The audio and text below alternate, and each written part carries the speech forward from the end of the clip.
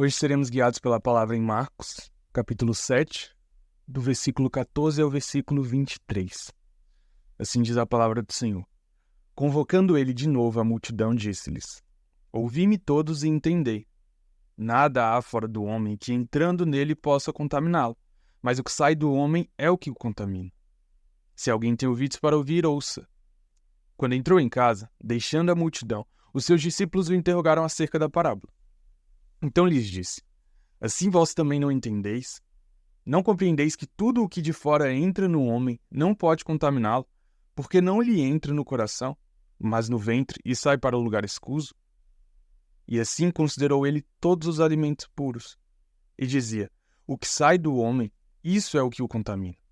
Porque de dentro, do coração dos homens, é que procedem os maus desígnios, a prostituição, os furtos, os homicídios, os adultérios, a avareza, as malícias, o dolo, a lascívia, a inveja, a blasfêmia, a soberba, a loucura. Ora, todos estes males vêm de dentro e contaminam o homem. Vamos orar. Querido Deus, nós somos gratos, Pai, pela Tua palavra, gratos porque o Senhor decidiu se revelar através dela, Pai. Que nós possamos olhar para esta palavra como um guia de fato, Pai, que o Espírito Santo possa nos ajudar e esclarecer qualquer dúvida que possamos ter, Pai. Que possamos estar diante de Ti, Pai, e querer Te conhecer mais, querer ser mais como Jesus, Deus. Esse é o nosso desejo e é isso que Te pedimos. Em nome do Senhor Jesus. Amém. Meus queridos, partindo então de onde ficamos no sermão passado, estamos perante uma resposta cortante de Jesus a uma acusação lançada pelos escribas e pelos fariseus. Essa classe religiosa, ela estava extremamente incomodada pelo trabalho de Cristo e pela popularidade crescente de Jesus na Galileia. E qual que é a ideia deles? Eles desejam colocar em causa a autoridade de Jesus. Como que eles fazem isso? Ele pega no modo como os seus discípulos se comportavam. E é importante a gente entender isso. Havia uma grande diferença entre a maneira como os discípulos demonstravam algum tipo de zelo perante as leis cerimoniais e a maneira como os fariseus e escribas, que eram ultra-religiosos, nos seus cuidados de purificação, demonstravam também esse zelo. E no fundo, também parece que Jesus lança uma crítica geral, não só uma crítica aos escribas e aos fariseus, mas também aos seus discípulos, e isso vai servir claramente para nós. Jesus então lança uma crítica geral e arrasadora, aquilo que a Talmud veio representar, mas também lança uma crítica geral e arrasadora sobre os nossos corações. E a provocação de Jesus é que os fariseus e escribas guardavam a tradição de homens para invalidar a palavra de Deus. Isso é um truque útil de mascarar com religião o coração distante do Criador. Esses religiosos estão a usar os discípulos de Cristo para atingir o próprio Cristo, e Jesus não aceita isso, meus irmãos. Então, nesse arrasador comentário de Jesus, há dois esclarecimentos importantes que nós devemos levar de fato no nosso coração. O primeiro é que um ritual, por bem intencionado que seja, é inútil quando desligado do coração. Um ritual, por bem intencionado que seja, é inútil quando desligado do nosso coração. O segundo é que, na realidade, os fariseus e escribas partiam de seu estatuto de autoridade para impor regras que não eram legítimas. Então, eles tinham a sua autoridade religiosa e, por conta disso, eles começavam a impor regras e regras e regras que Deus não pediu que eles o fizessem. Eles transmitiam meras tradições de homens não aprovadas por Deus, e por causa disso, a saída de cena deles é feita debaixo de um diagnóstico de hipocrisia e de abuso de poder.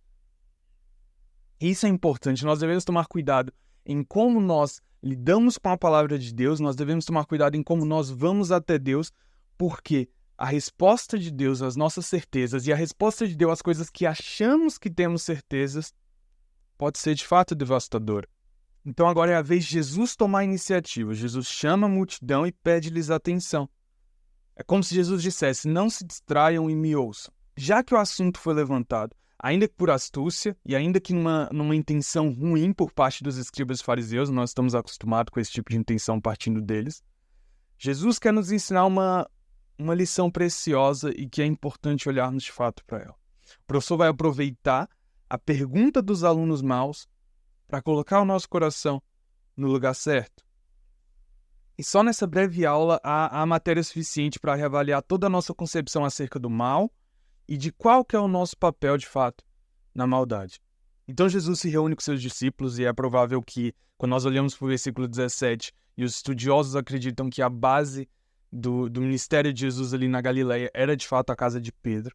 Jesus se reúne com seus discípulos e nós estamos acostumados a ver Jesus reunir com seus discípulos e criarem um local de intimidade onde eles estão a desenvolver e expandir a compreensão deles de fato. E é aí que, mais uma vez, e segundo o texto, os discípulos vão interrogá-lo acerca do significado da parábola. E a resposta de Jesus ao pedido de esclarecimento é reveladora. Ele não conta com que os discípulos entendam tudo, mas também não conta com que eles não entendam nada. Quando Jesus suspira a frase, assim vós também não entendeis, há possivelmente uma censura e uma impaciência da parte de Jesus, o que só mostra que aquilo que estava em causa não era coisa fácil. Saber que o mal não vem de fora, mas de dentro, coloca em causa a vida dos que não seguem Jesus, mas também coloca em causa a vida daqueles que o seguem. Não é apenas para o fariseu e para o escriba que é chocante ouvir que a verdadeira fé em Deus não depende daquilo que fazemos. Os próprios discípulos também se sentem perdidos. E no fundo, essa lição de Jesus é tão complicada de ser aceita pelos seus inimigos, como é complicada para seus amigos.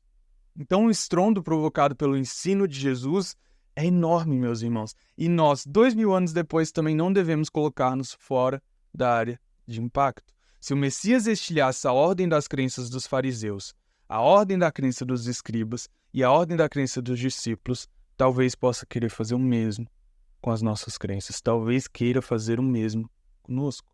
Aquilo que aquela cultura farisaica tinha como impuro era, sobretudo, a comida. E Jesus não está necessariamente a desprezar a importância disso e a valorização cultural, mas Jesus está a mostrar a ineficácia da lei em oferecer um coração justo. O grande tema de Paulo, por exemplo, na carta aos Romanos é esse. E o contraste de Jesus é entre a lei e o coração. E o raciocínio é simples, a comida entra, mas fica no ventre, fica na barriga, não chega ao coração. Pelo contrário, é deitada fora através dos nossos órgãos. E isso sim é o que é sujo. Os alimentos entram bonitos e cheirosos e saem feios e fétidos. Jesus está a dizer que os nossos excrementos são como aquilo que dentro de nós é espiritualmente imundo. E neste caso sai para fora pelo coração. Jesus quer deixar claro que se há algo sujo de verdade que sai do homem, isso sai do seu coração. Então o mestre exemplifica a força de seu argumento através de uma lista de 13 pecados. E de alguma maneira essa lista representa que a nossa criatividade para pecar é completamente inesgotável. Podemos de fato fazer de tudo para decepcionar a Deus, é isso que essa lista nos mostra. Vamos aos exemplos: maus pensamentos, adultérios, prostituições, homicídios, furtos, avareza, maldades, enganos, dissolução, inveja, blasfêmia, soberba e loucura. Mais que elaborar um quadro rigoroso de todos os pecados possíveis, Jesus parece reforçar o argumento de que não há um único pecado que seja praticado que não tenha origem do coração maldoso do homem. Então, o que está em causa é consolidar a ideia de que é o nosso interior a origem do problema do mal. A gente pode se esforçar para pensar em alguma coisa que seja má e tenha uma origem externa, mas nós não vamos conseguir encontrar. A maldade humana não é um fator de influência, mas de incubação. A maldade humana não vem de fora, mas a maldade humana vem do nosso próprio coração. O mal se vê por dentro. Como então nós podemos aplicar isso à nossa vida? Os discípulos defendidos por Jesus do ataque fariseu também acusam desconforto na compreensão daquilo que é uma fé sincera. Os discípulos de Jesus não estão numa posição moral vantajosa em relação aos outros. Já pensaram nisso? Muitas das vezes nós achamos que por sermos discípulos de Jesus ou por já sabermos um pouco mais da palavra, nós estamos em uma posição vantajosa em relação ao mal no mundo ou em relação ao mal em nós. Ninguém é discípulo de Jesus por ser bom. É isso que Jesus quer nos ensinar. A bondade que está em causa na relação entre Jesus e seus discípulos é a bondade do próprio Jesus e não a bondade dos discípulos. O bom de ser discípulo de Jesus vem da pessoa que é seguida e não da pessoa que o segue. Então cabe a nós mesmos, que estamos na mesma aventura de seguir o Filho de Deus, procurar um tipo de entendimento que poupe a impaciência e a censura que Jesus mostrou nesse episódio. Sabe, eu não gostaria de ouvir: ainda não entendes? Mas é bem provável que eu tenha que ouvir pelo resto da minha vida como discípulo de Jesus. E nesse sentido, meus irmãos, essa é a nossa vida. Quem segue Jesus tem a sua compreensão desconfortada o tempo todo. Outro ponto importante é que é urgente ter uma compreensão bíblica do que o pecado é e de como ele acontece conosco. A religião arrogante dos fariseus e escribas resulta de uma ignorância da sua real miséria espiritual disfarçada entre os rituais. O mesmo funciona para nós. É mau sinal se formos muito bons a elaborar grandes esquemas de como somos supostamente santos e depois nos mostrarmos completamente desfamiliarizados com os nossos próprios pecados. A santidade a sério é consciente do mal no santo. A ausência da prática de confissão de pecado é o segredo de uma hipocrisia constante. Nesse sentido, quem segue Jesus tem consciência de pecado. Então a nossa primeira aplicação foi: quem segue Jesus tem a sua compreensão desconfortada. A nossa segunda aplicação é: quem segue Jesus tem consciência do seu próprio pecado. E ainda mais, nós devemos compreender que o nosso pecado é uma coisa que tendemos a acarinhar, mesmo que inconscientemente. Não há mal que façamos visivelmente que antes não tenha sido nutrido em segredo. Davi é um grande exemplo quando nós falamos sobre mal e quando falamos sobre o pecado. O exemplo de Davi no Salmo 19 é precioso ao declarar que alguns pecados são tão íntimos que não podem ser detectados intelectualmente. A graça de Jesus, meus irmãos, então é maravilhosa. Até sobre o mal mais tricotado nas nossas entranhas, Cristo é capaz de lançar luz. Então, nesse sentido, e essa é a nossa terceira aplicação, seguir Jesus é ter o nosso pecado colocado à luz. Então, que nós possamos refletir nisso e que possamos entender.